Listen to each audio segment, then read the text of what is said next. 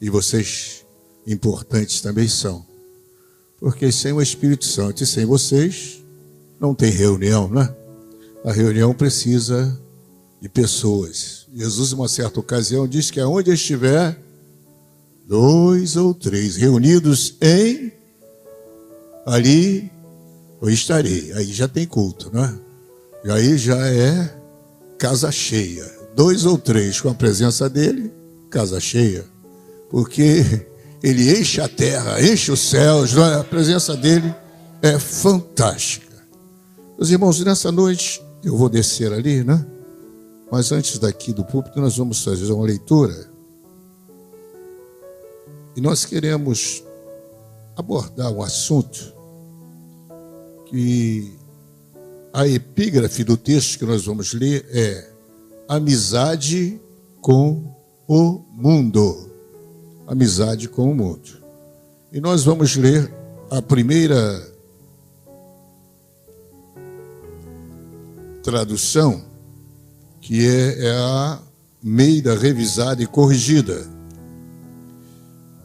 O livro é o de Tiago, epístola ou carta de Tiago, o capítulo é o de número 4, versículos de 1 a 4. Tiago, como bem sabeis, era meio-irmão de Jesus. Ele era filho de José e filho de Maria, né? Então, carnalmente falando, ele era meio-irmão de Jesus. Era aquele que, enquanto Jesus viveu, não acreditou em Jesus. Mas, quando Jesus ressuscitou e foi ter com eles, o Tiago se converteu, reconheceu e passou a ser uma figura importantíssima na igreja primitiva, não é? E o Tiago é considerado, o livro de Tiago é considerado o livro de provérbios do Novo Testamento, não é? Porque traz ensinamentos muito importantes para a nossa vida. Diz assim o texto: de onde vêm as guerras e pelejas entre vós? Porventura não vem disso, a saber, do vosso deleites, que nos vossos membros guerreiam. Cobiçais e nada tendes. Sois invejosos e cobiçosos, e não podeis alcançar. Combateis e guerreais, e nada tendes, porque não pedis. Pedis e não recebeis, porque pedis mal, para o gastardes em vossos deleites. Adúlteros e adúlteras, não sabeis vós que a amizade do mundo é inimizade contra Deus? Portanto, qualquer que quiser ser amigo do mundo, constitui-se inimigo de Deus. Pai soberano, lido temos a tua palavra e em tuas mãos nos colocamos. E pedimos a ti que o teu Santo Espírito se assenhore de nós de uma forma em que ele domine todo o nosso ser e que coloque em nossos lábios as palavras que devamos pronunciar e que elas possam achar guarida em nossos corações. Fala comigo, Senhor, porque eu também preciso ouvir a tua voz. E, como diz a tua palavra, eu preciso aprender de ti, que és manso e humilde de coração, porque eu também preciso alcançar descanso para minha alma. Fale conosco, alegra o nosso coração, renova as nossas forças espirituais e físicas. Glorifica o teu santo nome, Senhor, nesses minutos que temos, e assim te louvamos e te agradecemos em nome de Jesus. Amém. Podeis assentar, nós vamos estar nos dirigindo aqui para baixo. Irmãos, toda a última terça-feira do mês, nós descemos aqui para uma conversa com os nossos queridos irmãos. Aquilo que o Espírito Santo tem coloca em nosso coração, conversa que a gente precisa ter. Falar de coisas simples, não somos teólogos, então não se preocupe, também não sei hebraico, também não sei grego, não sei inglês nem francês, muito mal o mineirês, né? Só sei falar mineiro, nem português. Mas Deus é bom, né? E a sua misericórdia dura para sempre. O Tiago, líder da igreja primitiva, naquele tempo, ele olhando o que estava acontecendo dentro das igrejas, então ele começa a pontuar uma certa situação. Já que nessa leitura que nós vamos fazer, que é a leitura, tenha autorizada, Almeida, nova, autorizada de Almeida, atualizada de Almeida. Ele diz, de onde procede as guerras e brigas que há entre vocês? Já na revisada diz, de onde vêm as guerras e peleja entre vós? A linguagem de hoje, de onde vêm as lutas e as brigas entre vocês? De onde vem isso? O Tiago está percebendo que no meio da igreja está havendo momentos de crise, de conflitos entre os membros. E não era para ver isso, porque fugiram daquele propósito de Atos. Ele estava dizendo lá em Atos, né? Em toda a alma havia temor, e era só um coração do povo, né? E estavam unidos no partir do pão e na comunhão, e Deus acrescentava as almas que havia de se salvar, né? E os milagres aconteciam. Mas de repente o tempo passou e começou a haver essas questões acontecendo na igreja. Isso não foi por acaso, não foi de uma hora para outra. E tudo tem que ter um início, tudo que tem que ter um princípio. Ou seja, tudo tem que ter uma causa. Qual é a causa que está levando esses irmãos a essas disputas, não é? E o próprio Tiago vai procurar responder isso. De onde, senão dos prazeres que estão em conflito dentro de vocês? Ou seja, o nascedouro disso era dentro de cada um. Dentro de cada um. E se é dentro de cada um, ele está falando de quê? Ele está falando de alma. E alma é o quê? É a sede dos sentimentos. Então a questão era uma questão sentimental. E era algo que se precisava ser analisado e orientado, não é? Hoje se fala de inteligência emocional, não é? Dentro aí da novas ciências, isso é abordado como se fosse inteligência emocional, porque emoção vem da alma, né? E às vezes a Bíblia chama a alma de coração, né? E é isso que Jesus vai dizer em Marcos 7, daqui a pouquinho nós vamos ler. Mas ele diz, de onde vem, senão dos prazeres que estão em conflito dentro de vocês?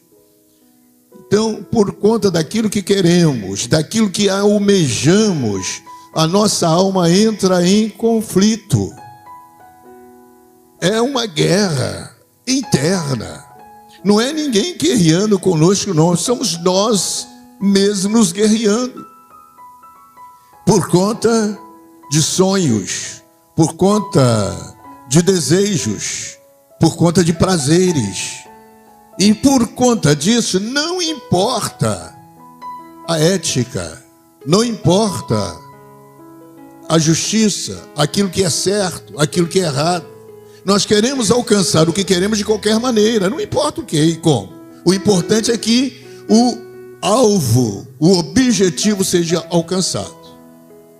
Mas para o cristão, essas coisas não funcionam. Isso funciona lá no mundo, e lá no mundo tem tudo a ver, né? E lá hoje o ditado é que o errado é que está certo. Mas na igreja, errado continua sendo errado e certo continua sendo certo, né? A ética cristã não mudou, porque o Deus que servimos também não mudou, e a sua palavra também não mudou. O que ele exigiu de Adão, de Abraão, de Isaac e Jacó, exige também de mim e de você. Fidelidade, né? Fidelidade a ele, fidelidade à sua palavra. Então, nós não podemos trazer essas práticas mundanas para a igreja. Por exemplo, hoje, tem pessoas que querem realizar um trabalho e aceitam doações que vêm de lugares escusos, né? E a gente sabe, não precisa eu dizer que vocês entendem o que eu quero dizer. Há momentos aqui que na comunidade que os próprios procuram lideranças de igreja, né? Porque hoje em dia, quem financia, pelo menos no Rio de Janeiro, né? Quem financia campanhas de evangelismos, hoje não é mais a igreja, que a igreja não quer mais saber disso. O outro lado, né? São coisas inusitadas, né? Eles gastam fortunas e pedem para que a igreja realize cruzadas. E quem é que vocês querem que tragam? E não importa o preço, eles vão trazer, eles vão pagar. Nós temos som, nós temos isso, temos aquilo. E a igreja, para dar R$1, as coisas estão se invertendo. E nós precisamos acordar para essa realidade, né? Depois a gente vem com aquela história do passado, né? A cigana me enganou, que a gente deu a mão para a cigana ler, né? E é lógico, esperando o quê, né? De onde, se não dos prazeres? Prazer. Já o salmista, o homem segundo o coração de Deus, embora tivesse um harém de mulheres, embora fosse muito rico, embora fosse um guerreiro vitoriosíssimo, ele dizia que o prazer dele era estar na casa do Senhor. O prazer dele era na lei do Senhor, que ele meditava de dia e de noite. Agora a gente olha para a prática do salmista. Essa é a minha prática? Essa é a sua prática? O nosso prazer, de fato, é estar na casa do Senhor. Ou a gente vem aqui, né? E hoje é moda, não é? Hoje, o que está acontecendo hoje? O prazer. Porque muitas igrejas têm cultos matutinos aos domingos. Então todo mundo corre, ou a maioria vem no domingo pela manhã, 11 horas, meio-dia está liberado, então eu já cumpri a minha obrigação. Mas isso era a fala dos católicos há uns anos atrás, né? Uns anos atrás, o Brasil era católico, né? A sua maioria católica, e igreja católica para tudo enquanto é lado. Então você via fazendeiro, todo mundo passava para ir à primeira missa, e fez aquilo, pronto, o resto da semana estava cumprido. E não é que a gente está trazendo isso para a igreja, né? A gente vai uma horinha e já... Não, irmãos. É orar e sem cessar, é adorar sempre, é não sair da presença de Deus. Então nós não temos dia, não temos hora, não importa a situação, a gente precisa estar na presença de Deus, a gente precisa adorar a Deus. Então vamos fugir, evitar essas práticas, a princípio parecem ótimas, mas isso está nos afastando de Deus. Jesus ali no Getsemane está escrito: e indo um pouco mais adiante, E nós hoje lemos o contrário. E indo um pouco mais atrás, a gente dá um pezinho para trás hoje, amanhã, quando a gente perceber, o que eu estou fazendo aqui? Aí já era. Estamos fora. Mas vamos corrigir a nossa rota agora. E ele continua. Vocês cobiçam e nada têm. Vocês cobiçam e nada têm. Aí, tradução de hoje, diz, depois, não, isso é Marcos. Vocês querem muitas coisas, mas como não podem tê-las, estão prontos até para matar.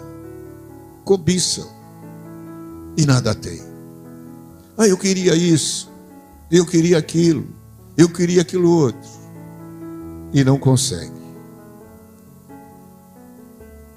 Mas, se tivermos que matar para conseguir, a gente está fazendo isso. É óbvio que não estamos falando aqui em alguém que vai pegar uma faca e matar o irmão para conseguir o que ele quer, que vai pegar um revólver e vai atirar para conseguir o que ele quer. Não. Está falando em matar. E aqui a ideia é morte espiritual. É morte do espírito, da alma. É acabar com a pessoa. E aí você tem... Como é que se faz isso? Através das tramas. Através de críticas. Através de falsos testemunhos. Através de calúnias. Isso Paulo chama de dardos inflamados do maligno. São palavras que saem da nossa boca com a ideia de atingir, de destruir, né? Para que aquela pessoa não esteja onde a gente quer estar. Que ele não consiga aquilo que a gente não quer, não conseguiu, né? É como fazem aí fora, né? Essa mulher não quer ser mais minha, então ela não vai ser mais de ninguém.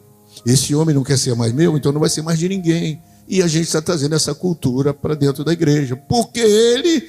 ou porque ela. Não vai ser assim. Então se dissemina com relação a esse ou aquela pessoa uma série de situações para acabar com o histórico, com a credibilidade daquela pessoa, não é? E ele está dizendo, desse jeito não vai conseguir nada. Vai olhar, não vai conseguir nada.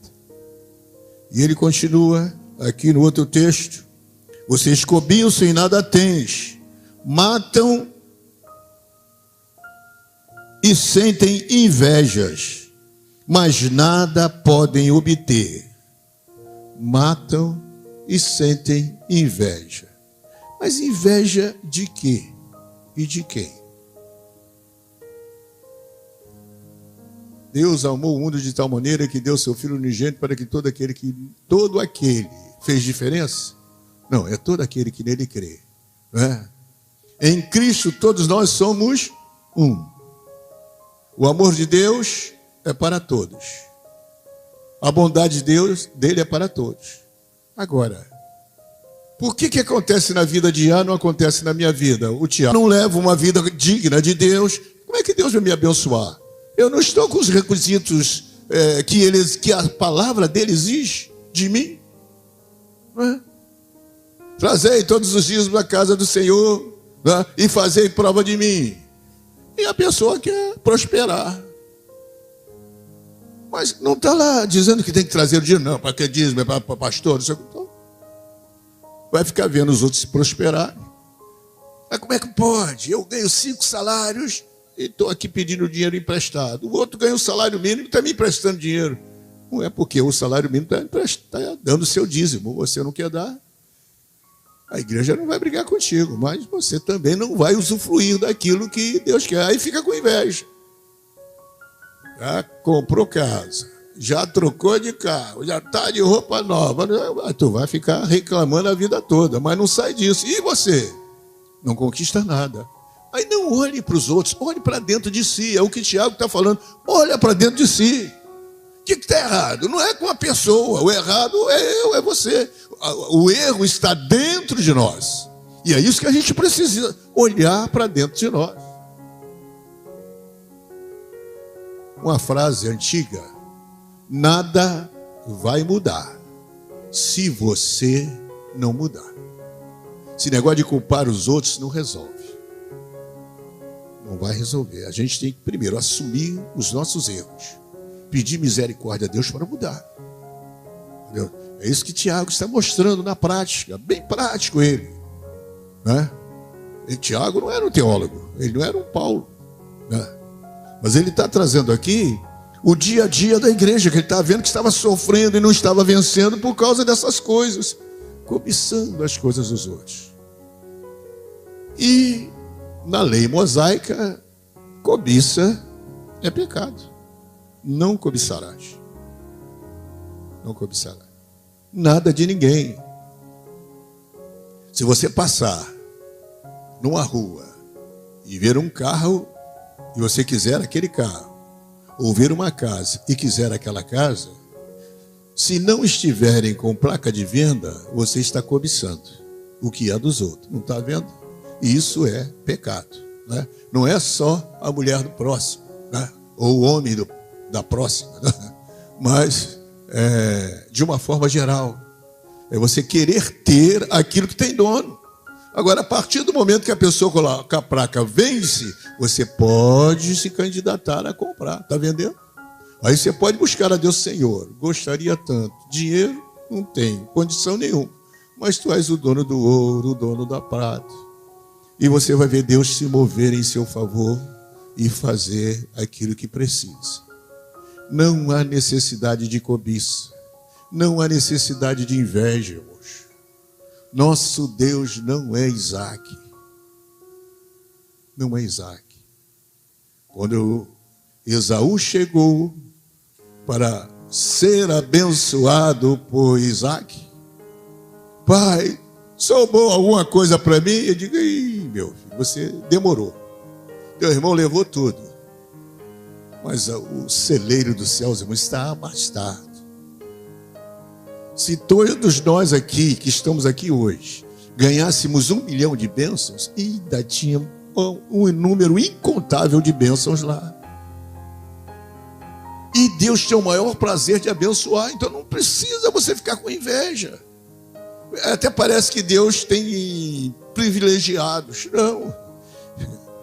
Deus procura quem? A Bíblia vai dizendo tudo, né? Procura os fiéis da terra. És fiel, sincero, reto, temente a Deus, te desvia do mal. Se você tem essas qualidades, bota o joelho no chão, é só falar com o Pai, e as portas se abrirão, as vitórias chegarão. Não precisa cobiçar nada de ninguém. Mas e a irmã, o irmão trocaram de fogão. Eu queria tanto um fogão daquele. Meu irmão, tira isso da tua cabeça e não olha desse jeito. Entendeu? Não olha desse jeito. Você olhou para o teu fogão, está precisando de um fogão novo, né? Anda direito. Ande, como Deus disse para Abraão, ande na minha presença. Isso é perfeito, né? Pastor, isso é impossível. É só você observar a palavra, que não é impossível. E Deus não disse: ser perfeito e ande na minha presença. Aí é impossível. Mas ele disse: anda na minha presença, porque na presença dele todos os defeitos são corrigidos, não é? É só estarmos na presença dele. E aí você vai pedir e ele vai dar. Irmãos, anos 60 ainda, né? A gente via muito, tinha o Ponto Frio, tinha Cobras, tinha Telegel. Eram as casas mais antigas da época. Brastel. Ponto Frio, então, é o mais antigo deles até hoje. Mas que as nossas irmãs não tinham salários e nem comprovação de renda. E chegava lá no Ponto Frio: quero comprar uma geladeira. E na época, uma Gelomatic, né, que era mais em conta. Brastemp sempre foi caro, né? depois veio Consul, veio outras que até já subiram, mas Gelomax, inclusive era ali na Avenida Brasil, a fábrica. Chegava lá, irmãs sinceras, roupinha simples, nem carteira de identidade tinha. Não tinha carteira de trabalho, não tinha carteira de identidade, mas tinha carteira de membro, cartão de membro. Chegava, está aqui meu cartão. Irmãos, era um carnê de 60 vezes. É 5 anos, irmãos. 48, 60. Era um negócio absurdo. E o lojista vendia, mas com uma certeza, que aquela irmãzinha não ia atrasar um dia. Eles não tinham problema. Entendeu? E ela adquiria aquilo que tinha. Não é? Então, a casa dos nossos irmãos era barraquinho de madeira, não é? Chãozinho batido, não é? Com aquele cimento que botava lá para ficar mais bonitinho, um vermelhão. E ainda passa, não é? Oh, Jesus da glória. Entendeu? Você via a glória de Deus. Eu morei em Palafita, irmão. Oh, Deus, que coisa maravilhosa. Quando a maré enchia, o que acontecia? Você pisava dentro da água, fazer o quê? Isso dando glória. Dando glória. E quantas pessoas crentes aqui e hoje? Alguém continua morando na maré, em Palafita? Deus não abençoou a todo crente que estava lá? Mas, irmãos, é confiar e esperar nele. E é isso que Tiago nos chama a atenção, para nós mudarmos de vida, não é? Vocês cobiçam e nada tendes, mantém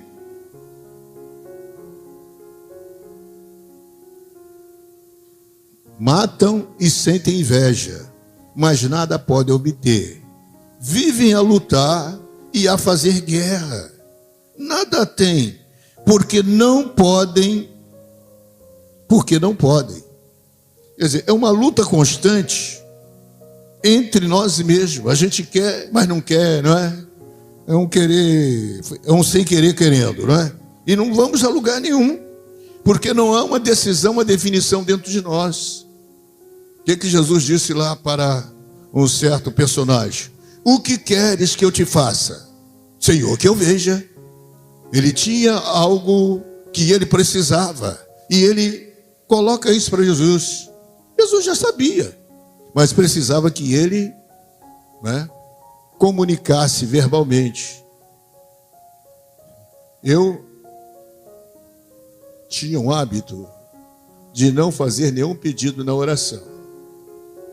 Por quê? Porque eu dizia o seguinte: olha, se Deus sabe tudo, por que eu tenho que pedir a Ele que eu preciso? Eu precisava de uma casa, eu precisava de um carro. Não. Um dia subindo aqui, Caetés 94, ia eu, com uma das filhas no colo, subindo, saía do Parque União. Não tinha Uber, não tinha nada disso. O negócio era a pé, dando glória, né? Aí, saudosa memória, pastor Cício: ô Mário, você já orou a Deus pedindo um gambiar?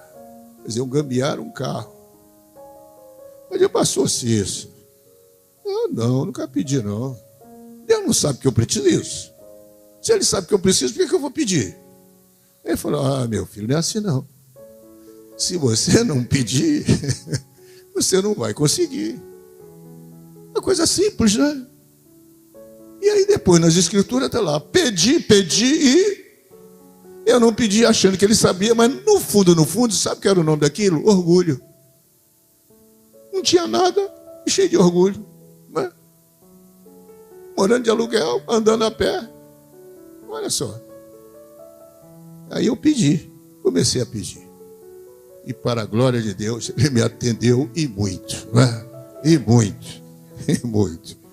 Hoje, graças a Deus, eu escolho que casa eu quero ficar, né? Então, só ele faz isso, né? Para a glória e honra do nome dele. Então, vamos seguir. Nada tens porque não pedem. Pedem e não recebem. Tem uns que não tinham, como eu, porque eu não pedia. Mas alguém está dizendo: pastor, mas eu peço. Ele diz, tá bom, você está pedindo, só que você está pedindo mal. Você está pedindo mal. É o saber pedir. É o saber pedir. E também, irmão, não é só saber pedir, é saber receber. Tem pessoas que você dá R$1.000 de presente, tá bom, bota no bolso, não olha nem para a tua cara. Aí você vai dar R$10 a outra pessoa, meu Deus do céu, parece que ganhou aqueles R$1.000. Faz festa, aleluia, glória, abraça, muito obrigado. R$10. E o outro com R$1.000. Quando é que esse de R$1.000 vai ganhar alguma coisa mais? Vai ser difícil. Se ele não mudar isso, não vai ganhar nunca. Não é grato. Nem reais. Mas aquele de 10 vai ganhar sempre. Entendeu? Vai ganhar sempre. E o outro vai deixar de ganhar. Então, uns não pedem. Outros pedem mal. Uns pedem mal. E aí eu vou ter que aprender a pedir com quem? Com a mãe de Samuel, a Ana. Estéril, sofrendo com Penina, e ela podia fazer a oração que normalmente a gente faria, né? Senhor, me dá um filho que eu quero esfregar na cara de Penina. Ela vai saber que eu tenho um Deus e o meu Deus é poderoso, né? Ela fez isso. Ela esqueceu de Penina. E o Senhor, se tu me deres um filho, ele vai ser um narizireu de Deus, não vai passar navalha na cabeça dele. E outra coisa, eu vou trazer ele para a tua casa, vai ser teu. Eu só quero ser mãe. E não é que Deus concedeu? Ela soube pedir. E ficou só em Samuel? Parece que teve mais 7, se não me falha a memória. Não é? Deus abriu a madre daquela mulher. Ela soube pedir. Ela não pediu para se mostrar. Senhor, as pessoas precisam saber que eu agora estou de salto alto. Precisam saber que eu agora estou nessa função, porque eu. Mata esse eu enquanto você pode, senão ele não vai te permitir entrar no céu. É o ego, é o superego que está te fazendo de você um Deus. E Deus só o que está no céu. Nós somos criaturas, né? E agora filhos de Deus, não é? Então, às vezes, a gente perde de ganhar por conta das nossas atitudes. A gente age de uma forma errada, não é?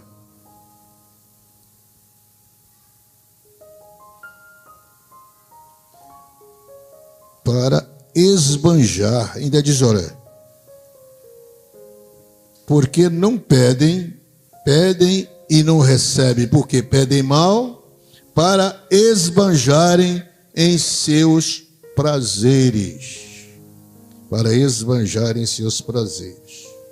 Aprendi com a minha avó uma frase que ensinava, aprendi, vivo essa frase, e quando eu dava aula na escola dominical, alguns dos meus irmãos ouviram, e de quando em vez eu digo, olha, guarda aquilo até hoje. Quem come e guarda não é coisa só da minha avó. O pessoal daquele tempo vai lembrar disso. Quem come e guarda, põe mesa 2 vezes. Não é? Quem come e guarda, põe mesa 2 vezes. Mas aí o que faz? Chegou o final de semana, aí do lado direito faz uma buchada, do outro faz uma bacalhoada, do outro um churrasco e mais não sei o que, aquele negócio todo ali, tudo daquele domingo. Quer dizer, o que poderia ser usado no mês todo, faz festa uma vez só. Né? No resto da semana, ou no resto do mês, aí vai ficar chupando o dedo. E se Deus tiver misericórdia, vai botar um zoiudo no prato, né? E vai dar glória. Né? Aquele ovinho lá, frites, né? Precisava ser assim? Não precisava ser isso. Os ricos hoje, o que sobra no almoço, vão botar alguma coisinha lá, coisa e tal, para ser um prato diferente do que sobrou. Eles não jogam fora, mas nós não comemos comida arrequentada. não sei o que, e coisa e tal. E quer que Deus... Irmão, Deus não atende capricho. Deus atende necessidade. Ou nós mudamos a nossa forma de pensar e agir e vamos ser vitoriosos, que ele disse, irmãos, que é 100 vezes mais nessa vida. 100 vezes mais nessa vida. E aí, tem um grupo aí que se levanta contra a prosperidade, que só prega a prosperidade, mas não explica qual é a prosperidade que Jesus prometeu. Jesus não disse que a gente ia ficar rico. A única coisa que ele prometeu é: no mundo tereis aflições. Isso ele prometeu. Agora, você vem para a caixa também, que você vai ficar rico. Não, ele nunca falou isso. Mas a prosperidade, estava dizendo a vocês, eu não morava no Palafita, continuei morando no Palafita. Quantas pessoas que moravam de aluguel, hoje moram de aluguel? Quantas pessoas que chegaram aqui no Rio de Janeiro só com a roupa do corpo, hoje não tem um guarda-roupa? O que é isso? É prosperidade. Quem vem para Jesus não fica do mesmo jeito, as coisas mudam. As coisas mudam, você está em Cristo, você é nova criatura. Tudo vai mudar, Deus vai fazer coisas novas na sua vida. Porque agora o Cristo vai me botar na barra. Nada disso, onde você está, a casa vai melhorar, o sofá vai melhorar, o tipo de comida vai melhorar. Por quê? Você está em Cristo e Ele quer te abençoar, não é? Ele quer te abençoar. Agora, alguns dizem, não, se você vinha para cá, mas... Não, se está... Não faz sentido, irmãos.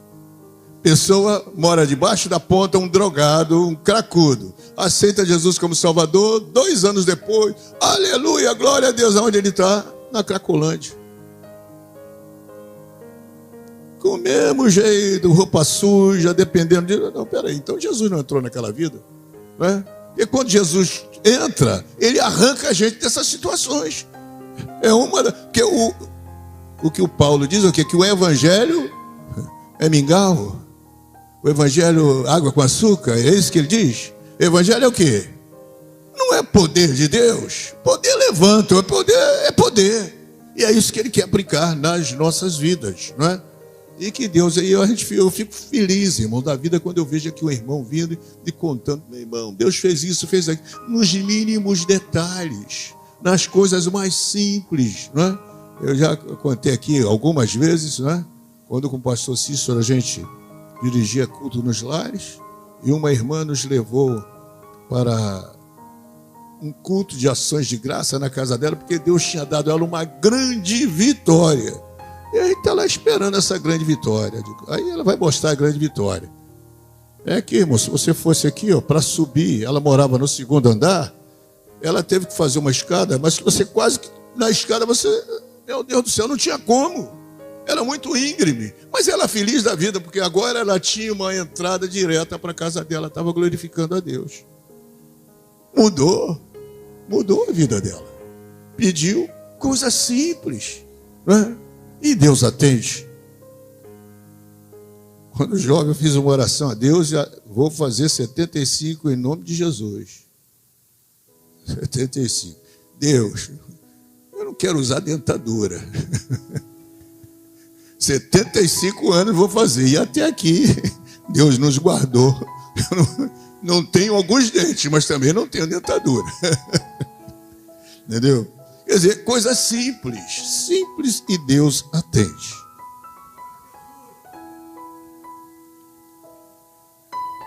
Aí depois ele diz assim, ó, porque pedem mal para esbanjarem em seus prazeres. Quer dizer, recebe a bênção e no outro dia não tem mais nada. Aqui existia um certo obreiro da casa do Senhor que quando se chamava alguém para vir aqui à frente para receber a oração, ele ficava indignado. É sempre as mesmas pessoas, toda vez as mesmas pessoas. Mas nunca desceu para conversar com aquela pessoa, por que estava ali? O que acontecia? Aquela mesma pessoa conheceu e aprendeu o caminho do milagre. Ela sabia que era saindo de lá, chegando aqui. Naquele dia que veio, pediu para a filha recebeu a bênção. Como a filha recebeu a bênção, ela voltou de novo, ou para agradecer, ou para pedir outra bênção. E sendo abençoado, e ele questionando, não é? Então quem abençoa, a gente libera a bênção, mas quem abençoa é o Senhor. Quem cura é Deus. A gente ora, mas a cura vem de Deus. O milagre, a gente pede o milagre, mas o milagre vem dele. Não é a irmã Joana, nem o pastor tal. É o Senhor Deus quem faz, não é? Agora, só que Deus já deixou bem claro. O mundo, a terra, ele deu aos homens.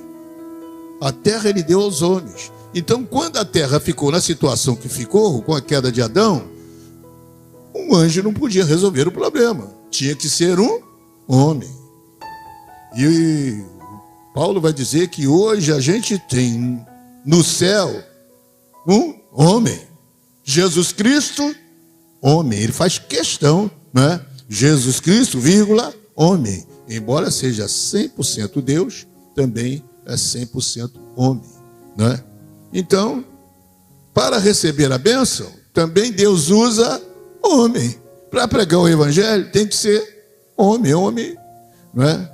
Na sua forma de ser, quer seja homem, quer seja mulher, mas era o ser humano que Deus deu essa capacitação. Aí ele diz o seguinte, vamos fechar, né? Então, irmãos, quando receber o seu dinheiro, tira o seu dízimo, entrega na casa do Senhor, né? Aprenda lá com a viúva lá de Eliseu. Tira o dízimo, paga, e depois, o que faz? Paga as suas dívidas. Paga as dívidas. E vive do resto. O que acontece? A pessoa recebe, não traz o dízimo e vai para o McDonald's. Ou qualquer outro restaurante, faz aquela festa toda. Vamos pagar, coisa e tal, chama amigo para casa. Aí quando chega na segunda-feira, cadê a luz? Tem que pagar. Misericórdia. Senhor, e a luz? E no seu... Claro, está fazendo a coisa errada. Não é? Vive do que sobra. E você vai ver que vai começar a sobrar muito. Daqui a pouco você está com um dinheirinho na poupança. Não é? Daqui a pouco eu vou passar minhas férias lá na terrinha. Por quê? Você fez por onde? Não é? E aí vai só vitória. Então, não é que você não possa usufruir que você ganhou. Ah, vou fazer um passeio, claro, mas não é a prioridade, né? Não, não são prioridades. Cumpra o dever de casa, né? No mês tal eu quero viajar. Então, a cada mês você já começa a botar no cantinho um trocadinho, né? Sobrou, você já vai guardando. Não, para que isso? Não, porque eu e minha esposa, a família toda, nós iremos passar o Natal no lugar tal, as férias no lugar tal, não é? Você não vai, não, eu vou. Tem gente que faz isso. Quero nem saber, eu vou. E a dívida? Não, eles que se viram. Não, não é assim, você é crente. Você tem um compromisso, não é? Se fizer direitinho, não vai ter problema. Gente infiel, né? Na outra versão está chamando de adúlteros e adúlteras, não é? Porque está fazendo uma amizade com o mundo, não é? E aqui, nessa versão, ele está dizendo, gente infiel, né? Vocês não sabem que a amizade do mundo é inimizade contra Deus? Né? Aí para aqui, aí quem continua essa frase? Né? Vamos ler de novo? Na outra versão aqui, adúlteros e adúlteras, não sabeis vós que a amizade do mundo é inimizade contra Deus? Isso é Tiago falando. Aí o João, lá na sua carta, dá sequência. Não ameis o mundo e nem que no mundo há, porque o que há no mundo, a concupiscência da carne, não é? Dos olhos, não é? A soberba da vida, não é do Pai. E essas coisas passam, né? Vê que como Deus orienta-nos em tudo. Aquele, pois, que quiser ser amigo do mundo, se torna inimigo de Deus. Ou vocês pensam que é em vão que a Escritura diz? É com ciúme que por nós anseia o Espírito que Ele fez habitar em nós. Mas Ele nos dá cada vez mais graça. Por isso diz: Deus resiste aos soberbos, mas dá graça aos humildes. Deus resiste aos, mas dá graça aos humildes. Ele está nos chamando aqui, confiando, para que nós levemos uma vida humilde.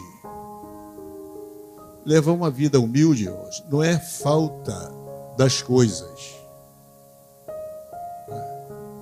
É levar uma vida sem ostentação. É isso que ele está dizendo.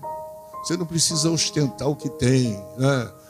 Como alguém, né? Você vê ostentação. Determinados grupos aí que pegam cordão de ouro, rola para cá, rola para aquele negócio todo e coisa ali. Isso é uma ostentação, né? Chamando a atenção para si. Não, ele fala na humildade, que tem pessoas que têm, que parece que não tem, mas tem e muito. E tem outros que tem pouco, mas parece que tem muito, porque faz uma ostentação daquilo que, né? Então, irmãos, é noite de reflexão, de análise. Há solução para as nossas situações? Claro que há. A palavra de Deus tem a solução. É só nós observarmos, é só nós entendermos e buscarmos no Senhor aquilo que nós precisamos. A amizade com o mundo é inimizade com Deus. A escolha é nossa. O que a igreja prefere? Amar o mundo ou amar a Deus? Está fraco, tem alguém indeciso aí. No 3, amar o mundo ou amar a Deus? Isso aí, nada de indecisão. E Deus em Cristo vos abençoe, irmãos. Muito obrigado aí pela paciência de nos ouvir.